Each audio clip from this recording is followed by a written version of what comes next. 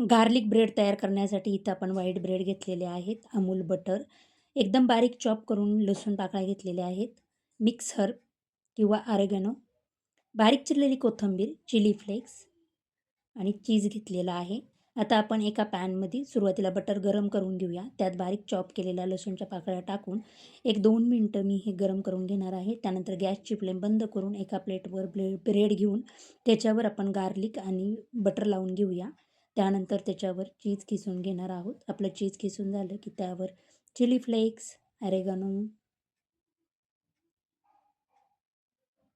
बारीक कट केलेली कोथिंबीर टाकून घेऊया आणि गॅसवर एक पॅन गरम करायला ठेवून त्याच्यात मी बटर टाकून घेतलेलं आहे. त्याच्यावर आपण हा ब्रेड ठेवून घेणार आहोत आणि झाकण ठेवून 1-2 मिनटं आपण त्याला वाफ देणार आहोत.